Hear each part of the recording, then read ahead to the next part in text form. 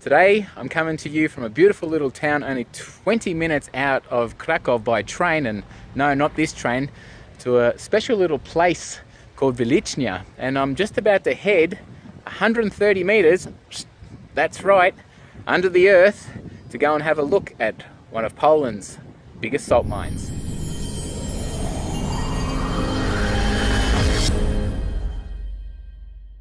So behind me is one of the electric carts used to get the salt out of the mines, and quite frankly it looks like a Minions cart because the size of it is tiny. And if we come up real close here and have a look, check out the size of this door. How to fit in here, it's like the tiniest thing. You'd have to be like squished in here because this thing is absolutely tiny. But check it out, it's pretty funky. And there's the real old school electric locomotive. Pretty funky, huh? So that's the Minion cart for all the workers. So Bodhi and I are heading 380 steps, pretty much vertically down. If I can see the stairs above us, but it's just this winding, rambling stairs. Check it out. There's not actually that much room here to even give you a grasp of what this is like. But it's fun. But maybe for those of you who might be a little bit hesitant on confined spaces, maybe this might not be for you, because we just keep going down and down and down and down. This stuff I love. I love just getting down into the earth. We go down, we go down, we go down, down, down, down.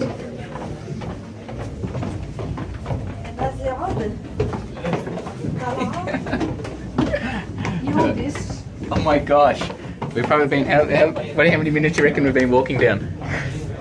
How many minutes you reckon we've been walking for? 5. It's almost been 5 minutes and we're still going down. I reckon it's been about 4. So 380 steps. Actually, you could probably calculate this. The average step would be 190 millimeters. So 190, who's good in their math? 190 millimeters multiplied by 360. Bodhi, come on, work it out, mate. So let's round it off to the nearest 200 mil. So 380 by 2, that's 760. 760 average. Wow, okay, so it's about 70 meters. Still going down, that's probably just this spot. I'm not sure if we get to go down all the way. Oh, here we go, we finally reached somewhere. Whoa. So there's some spots that are really dark, as you can see. Then some of the lighting's great, so it really gives you a nice eerie sense of being deep down, and we've only just started this tour.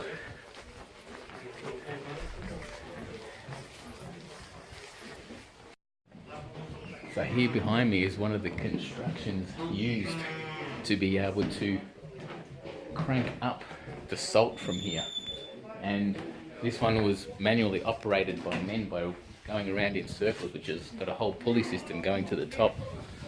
But most of them, and the bigger ones we're about to go and see, are around much larger, so they can carry a lot more stuff, and they're all powered by horses. So we're going to go check them out in a moment. So I don't know how well you can see behind me here, but this is a carving of Copernicus. And Copernicus, back in 1493, came to Krakow to study, and this monument was carved in his honour.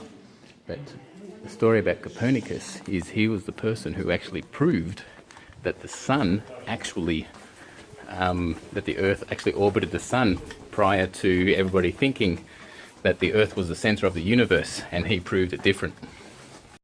So here you'll be able to see is all the old growth Oregon usually, all this Oregon was over 300,000 cubic meters of timber supporting this whole salt mine.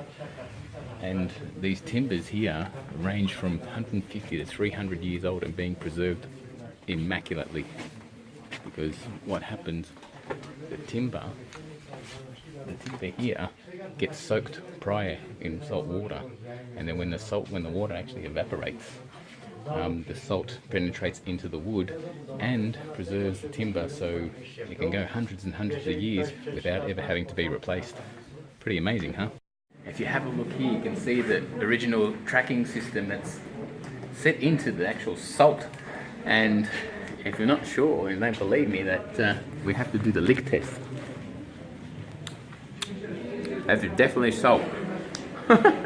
But here they've made some monuments and some installations showing some of the equipment and the type of tracking system and the apparatuses that we used, and together to cart the heavy salt and granite out from here, because it's a combination between both. And shortly I will do a little test, and I probably need to go grab Bodhi's phone to show, because the only way you could tell the difference between this black salt and the granite was by shining a light on it. And if you shone light directly upon the salt, then the light shone into it and penetrated through to it. But if it was granite, the light instantly reflected back. I've actually found a spot here where the Epsom salts have actually come through, and it's white salt. So Bodhi, come and give me a lick salt test. Come on.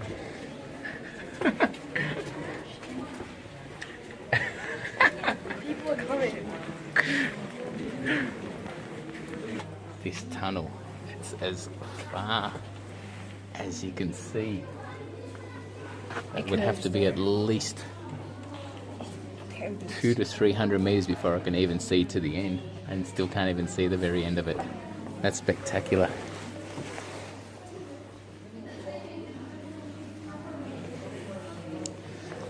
So just here, and hopefully the light is good enough to show you, but when we're talking about the pulley system, if you have a look behind me, here is a very large version of the pulley system with the massive ropes in order to get vertical lifts up to the surface. And this is a display of what was created here for horses to walk around in circular motion as it crank to get the ropes up and down, carrying the weight of the salt and granite that was being removed from here and mined. And this here is a model of the pulley system that we just seen before us.